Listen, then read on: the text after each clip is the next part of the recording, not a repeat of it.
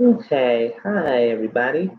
This is the Johnson Files, Case 1 Opium Deal, and it is a book that I'm reading for viewers. I said I would put it on Facebook. It went on Facebook Live last night around 7:30. Sorry for the delay.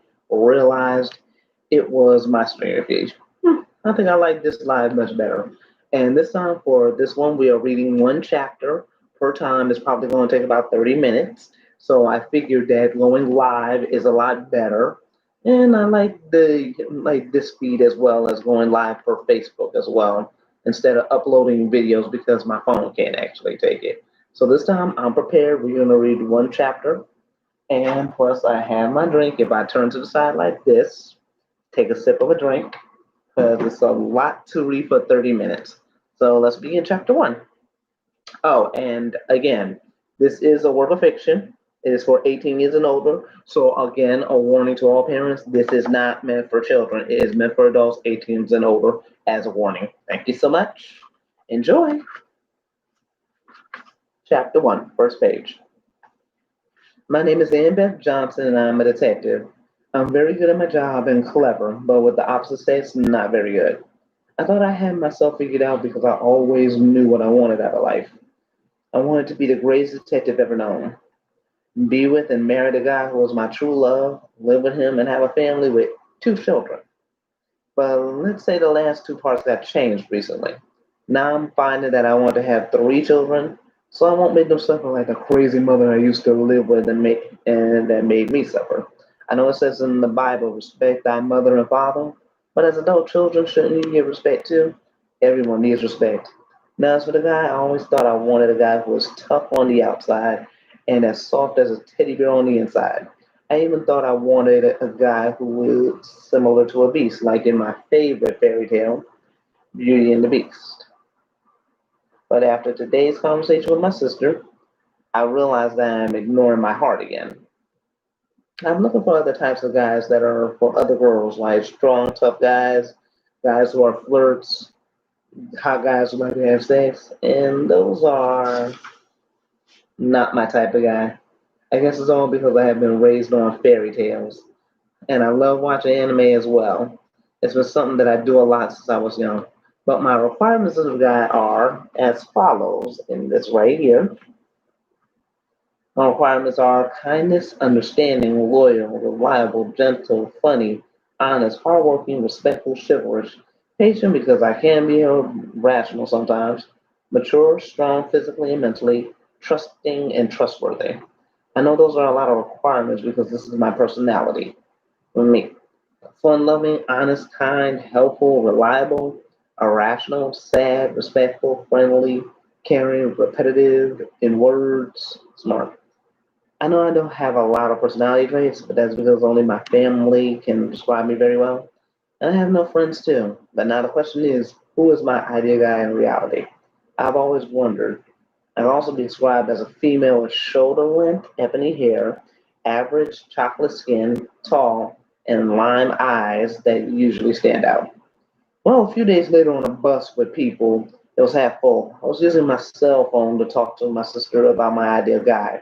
But we stopped as two boys who looked under 17 walked down the aisle and snatched my cell phone out of my hand. I yelled, "Stop, police!" at them, but they kept running. I got off the bus and ran down the street after them. But since I didn't exercise, I could not catch up to them.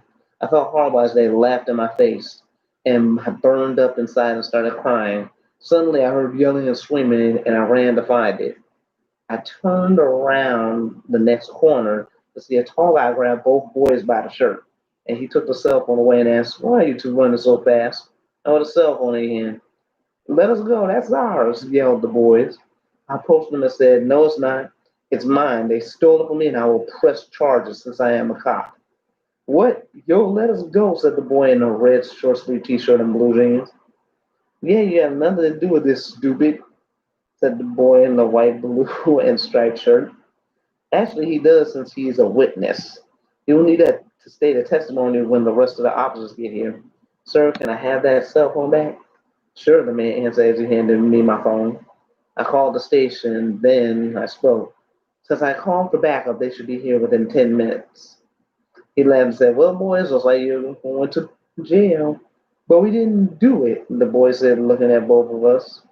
Well, that is what you get for stealing and hurting people, I said, huffing and gaining my breath back.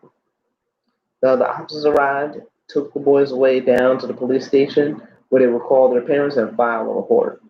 As for the tall guy with pale skin, shoulder length blonde hair, blue eyes, small blonde beard, and muscular, I asked him, what's your name, sir? Ednus Blombard, he answered. Well, Mr. Blombard, I thank you so much for your help, I said. You're welcome, officer. And might I give you a little advice? Well, sure. I wondered what he was talking about. If you don't like this line of work, you shouldn't be in it. What? How dare you? I was ticked off. Just a suggestion. You might be fighting against your heart, he said as he left. Hey, I don't just go giving people advice out of the blue, I yelled as I turned red. Sure, Officer Johnson. Wait, not only am I embarrassed, you got my name from the other officers. What is this guy? And how do you know about my heart? Well, I will never see him again.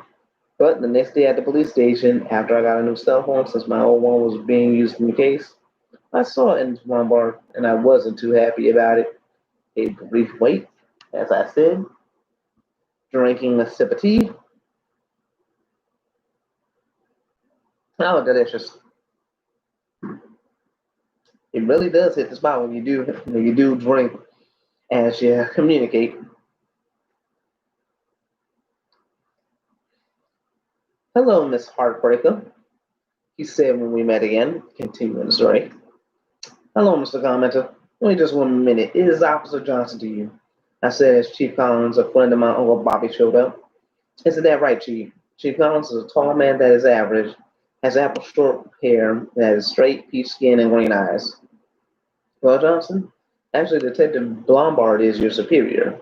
Wait, Detective, I said I couldn't believe that this guy got a rank that I've been striving for 5 years to get. The actual truth is, I'm just an officer for the police force, but I want to be a detective and I have been working at it for years. And also, he is your new partner, added Chief Collins. You've got to be kidding me. This guy, are you sure, Chief, that there's not some misunderstanding? Nope, it's right here in writing, he said as he gave me a stack of papers in a folder. I read it through. This can't be right. This basically says I will be stuck with this guy for the next 3 years, and all because of my negligence. Yep, see? Next page. On cases. But I thought everything turned out fine on those cases, sir. Well, apparently not according to the higher ups. I'm all, well, this isn't right. And then I said aloud, but in a regular tone, I don't need a partner. I won't ever need one. I don't believe that to be true, said this. And why is that? He whispered in my ear. Because you really don't want to be here, do you? I blushed and said aloud, Chief, can I have a word alone with my colleague? Sure, you might as well since you will be working together. Then I pulled Ennis off to the side in the corner. Well, what do you think you're doing? I asked him. What does it look like? I'm meeting my new partner and doing my job. Lies. You knew about this yesterday when you met me. No, I thought Ann Johnson was someone else at first until I heard your name. Well, then you could have at least told me once you knew it was me. Would you ever believe me? I thought about it for a moment. Well, I guess not. Exactly. Plus, we were going through something at the time. Yeah. Then the chief came over. Are you done introducing yourselves? Yes, we both said. Well, if you both are ready, we have work to do. Right, I said. Sure, boss, Edna spoke. We both went into Chief Collins' office and sat down as he explained what our mission was. Well, Detective Lombard, Officer Johnson, your first mission with this station is to travel to Italy.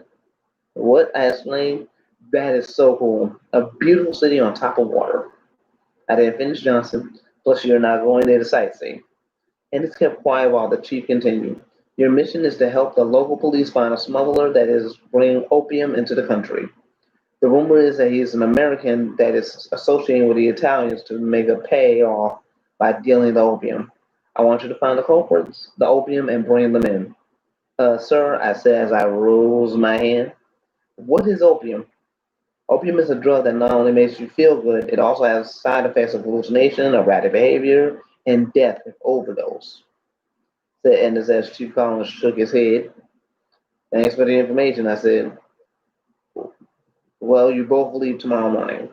Thanks, Chief, we said as we took the tickets he gave us and left the office. I started to leave the station, then Ennis asked, Hey, Ann, can you meet me here at the station at 8 a.m.? That's Johnson, and I'll meet you at the gate of the plane in the airport. Sure, he said as I walked away. We both met at the airport. We had carry-on bags and rollaway suitcases. Had a good night? He asked me. I couldn't sleep because I was so excited. That's good. This is your first trip out of the country, right? How did you know that? I did my research. Well, research this, I said as I sauntered away and we got on a plane in coach, and there was plenty of room for sleeping as we got to our seats. I'll sit on the inside and you can have the window seat. What's wrong with the window? Nothing. It's just a window, I said as we sat down. After 13 hours on the plane, we landed in Italy. I hurried off the plane at once. When I was on the ground in the airport, I said, Thank God we're here. What's your problem? Asked Ednus. Nothing, let's get to the hotel.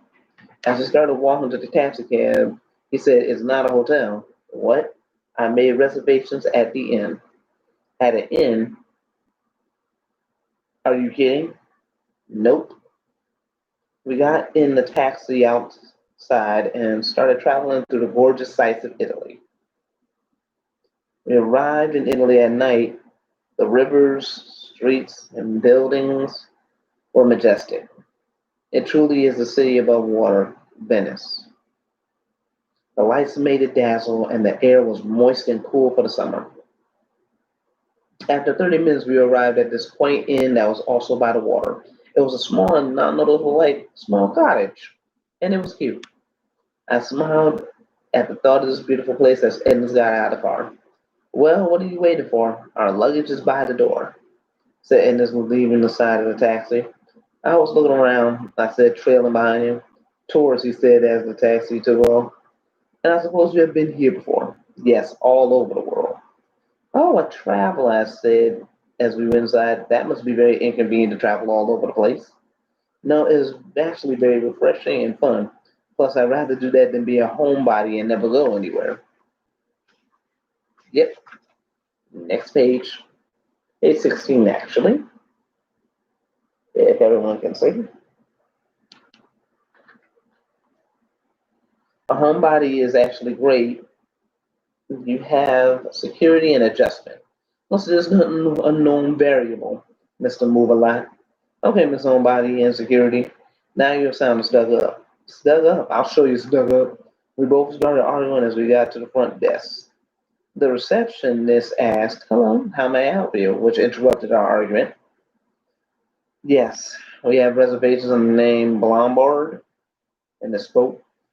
Yes, a double room with an attached door. Forget the attached room. I will have an individual room far away from him, I said. All right, how long will you be staying? For a while, I said. For a month or maybe less, said Ednus. All right, that will cost 3,000 in American dollars. What? I said, embarrassed. Ednus saw my face. She will stay with me in the attached room. Very good.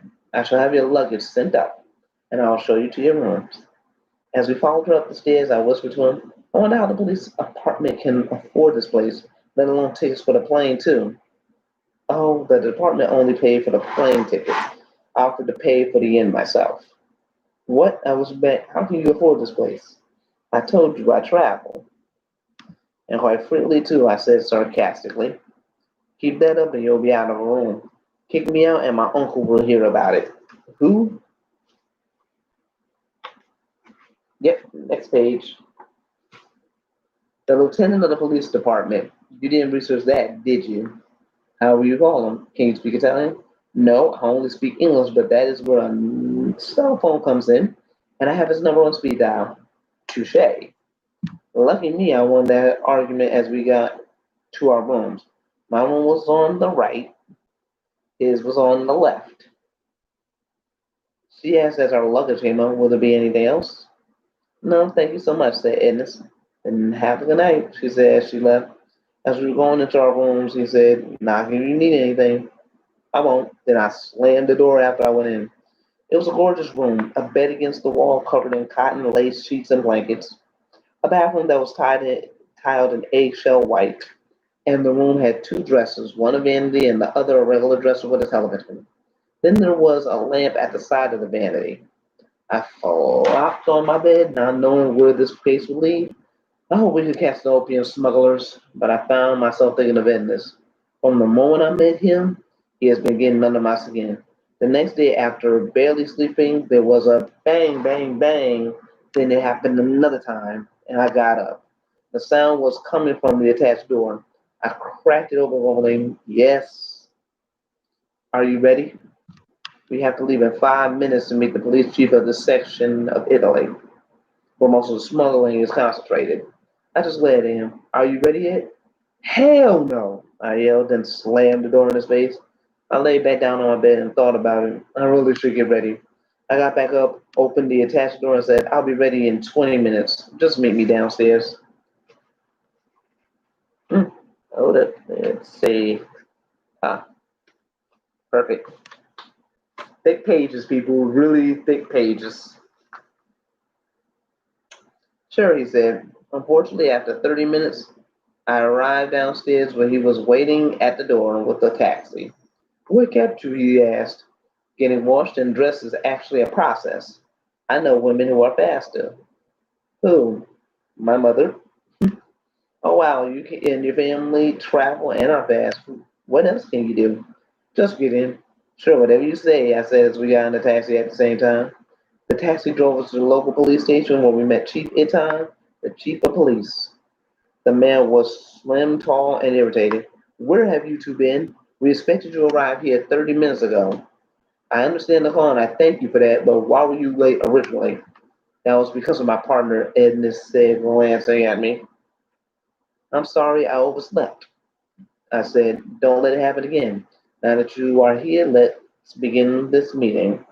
Then we walked behind the chief as we went into a room where other people were waiting. One was a blonde, peach-skinned, slim, short woman with blue eyes, and the other was a man, tall, muscular, pale skin, green eyes, and brown hair. As we all got in, Chief Baton said, Officer Johnson and Detective Blombard, this is Detective Connie and Detective Barano. We all shook hands and greeted each other, but for some reason, Detective Connie, the female, had a firm grip, unlike Barano. It was like she was trying to break my hand. When we let go, Chief Baton spoke, let's get started. We all sat down and we paid attention to the projector screen that was in front of the room as Chief Baton explained. Okay, sorry about the volume, people. There is a truck outside, real quick. I do apologize for the noise. And we will continue this part since the truck noise is over. Chipitan explained this map on the board is the local area in this part of Italy. Now take a look at this. Then 89% of the map was covered in red lines and arrows, which is on the next page. This, this is the amount of opium trade routes going through here, said the chief, and according to the rumors, it might just expand throughout Italy. I was shocked. This is crazy. So what is our mission for right now? Asked Ednus. Then the screen showed a peach-skinned man with blazing fiery hair that was shoulder length who had green eyes. Find this man. He is the leader who is directing this drug trafficking. Is this the American asked Detective Barano? Yes, but he is also Italian, and he has Italians working for him. So proceed with caution, said Chief Itan. Yes, sir, we all said as we stood up. And as we left, he said, remember to report any progress. Right, we all said. I asked Ennis, so where do you want to start? He looked at the copy of the marked map we were given at the meeting. Well, we should start in the heart of town, which is close by. But the criminals will not be stupid to do their dealings near a police station. That all depends on how you look at it. If you were hiding a treasure, where would you hide it? On the ground, of course, I answered. Detective Ghani, hearing our conversation, chuckled at my answer. You sure are useless. What? I said to her. Why are you with us again? Oh, that's right, you are just an officer and not a detective. Why you? I said as I walked towards her with an evil intent, which was the intent to slap her, but and to stop me. Detective Connie, please stop talking to my partner and focus on the task at hand. Yep, next page. And one moment, we will take a brief sip of tea. Now, you guys, always have something to drink while talking.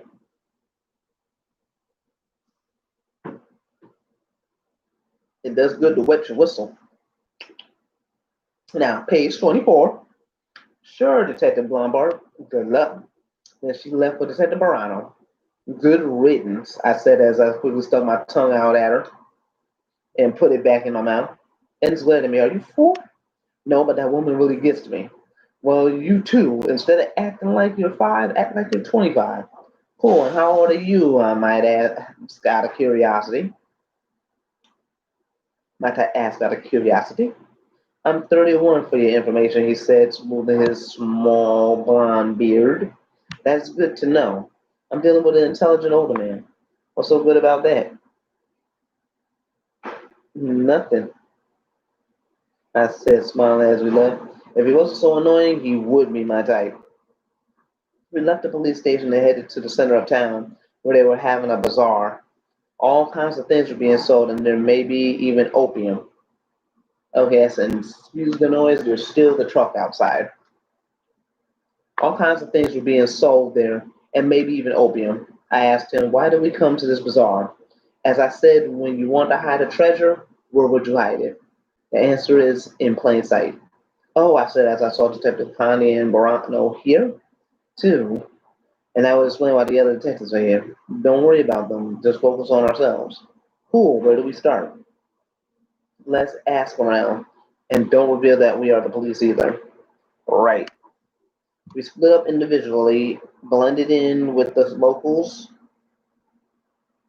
and we started asking questions. I asked an old woman, sellers that were at their stands, and even a couple, which is what brought the old wounds of my love life back. I thought I was over being jealous of people in love. There you go. Next page. But I guess not after I questioned them about seeing anything strange as seeing opium. I mumbled, I hate you both. It was after they walked away. Who do you hate? And this ass as he came up behind me whispering, I turned to slap him. None of your business, but he caught my hand. You have so many issues. First, not following your heart, and now jealous of couples. Is there anything you're happy with? I pulled away from him. It's nothing you need to know, so why would you care? I walked away from him. I turned back towards him with a heated face. Since you have your great job, leave my life alone and be happy with yours. Then I walked away from him and I didn't see him for that day. Since I was looking all around the city for the opium smugglers, which is not easy. I couldn't speak Italian, which made it difficult. And as for Ednus, I couldn't be near him. Not now, anyway. By nightfall, I headed back to the inn and into my room, and Ednus hurriedly slammed the door. He pounded the attached door. And can I come in? No. He tried to open the door, but I locked it from my side. I laid down on my bed and started to get some rest. But as I was resting and had my eyes closed, something felt strange, but I ignored it. In my dream, I saw my ex boyfriends. Actually, I stand corrected, potential love interests. They abandoned me just like in reality. I should get it straight. They rejected me when I asked them out because either they had a girlfriend or they were not ready for a relationship. So I backed off. But in my dream after they left me, I saw a guy in the shadows who gave me a great smile. Who are you? I asked as I smiled back. And I love you, he said. I started crying because I wanted this dream to continue. Why are you crying? Yep, next page. Because I love you and I don't want you to leave. I won't ever leave. Yes, you will, because any guy I have an interest in leaves me. But at least this time you can kiss me. Why? So I can remember your touch. At least give me that. Of course. He took me in his arms, held me close, and our lips connected. We kissed each other deeply but gently. I didn't want to let him go, so I held him. But that's when I felt something. Something heavy was on top of me and I woke up. I saw Ednus on top of me, holding me with his eyes closed, and his tongue was in my mouth, giving me a French kiss. Even though I wanted to push him away, I still held him close by giving in. On this next page, y'all. Then I slowly moved his arms up my body and touched. Then he slowly moved his arms up my body and touched my wrist. Oh, I moaned at the touch. He pulled away slowly and stopped as he saw me awake. Being a moment, I kissed him on the lips. Continue. Are you sure this is what you want? For once, I'm going to follow my heart like someone suggests, I answered. Then kissed him on the lips once more and put my tongue in his mouth.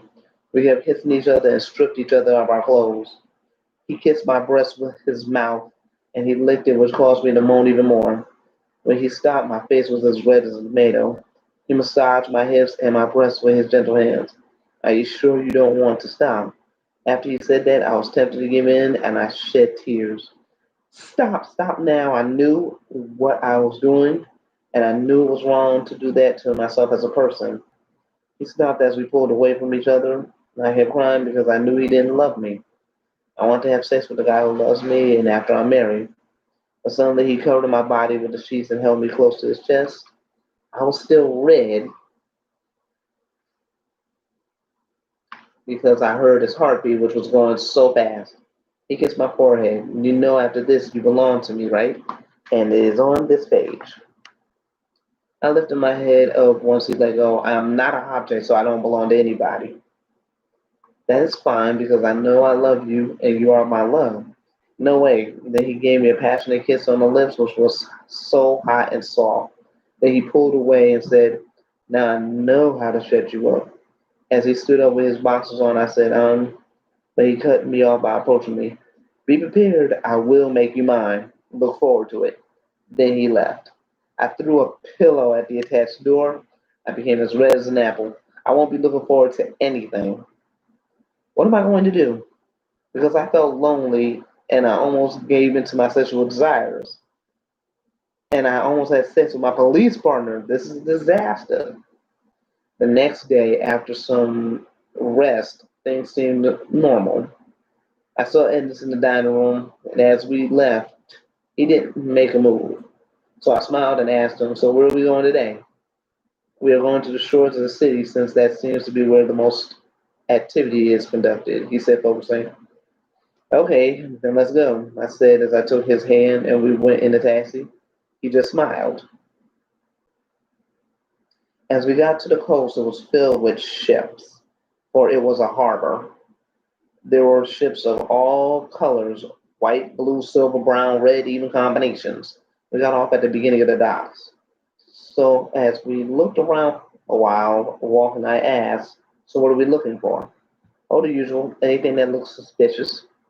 Oh, you mean like that? As I motioned towards a man who looked in his early 20s, black hair, tall, carrying a wool sack. But when he pulled out the sack, grabbed our attention. It was a light shaded green bulb that fit into it in his hand. The tips were white and feathery, but by the touch it would be smooth. And this and I hid behind a wall near one of the cart stands that was 3 feet away from the man. Yep, see y'all on this next page. That is an opium bug, and was whispered to me. Oh, so that's what they look like. I pointed at the guy. I just pointed at the guy out because he was hiding an object while showing it to the shop owner. Looks like you do have good instincts. Thanks. I said as we continued to observe the young man. The young man started to look around as if something was wrong. He told the shopkeeper something, then he continued to look around. I think he knows we're here. I said, he's just nervous because he knows if he gets caught, he can go to jail. So what do we do now? Continue to observe him? Yeah, we wait until he makes his move, and then we follow him. Great idea. Hopefully, he will lead us to the opium smugglers. That's just hopeful thinking. What? I said, frustrated. At least he might lead us to someone who has dealing with them. Oh, I felt so useless right now. Ennis and the other detectives know everything, and I'm just asking questions and following their lead. What can I do to change all this? After 15 minutes, the guy gave the shopkeeper a bag of opium buds, and the young man took 5 gold coins. Then the young man left towards the inland. Are those pure gold coins that he asked? I asked as we slowly followed him.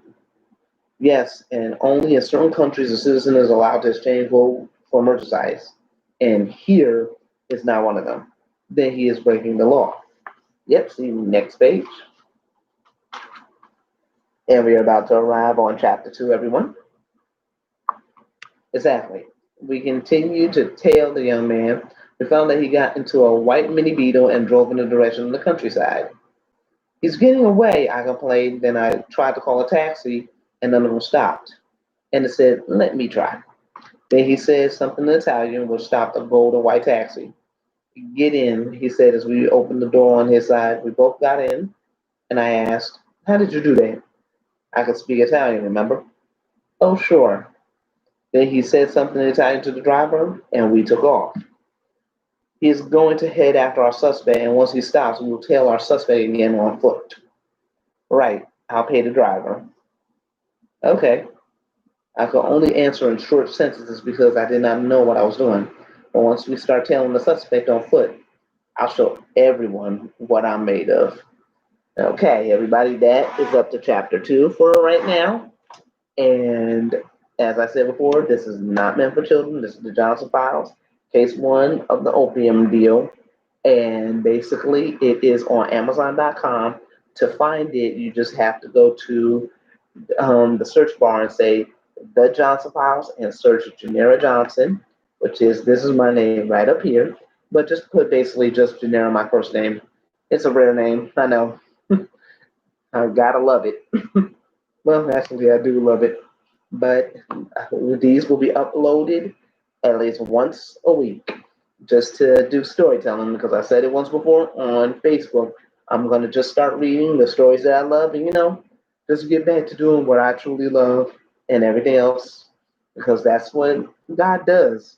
He gives you what you truly need on the inside all the time, inside and out. So thanks, guys, and see you next week.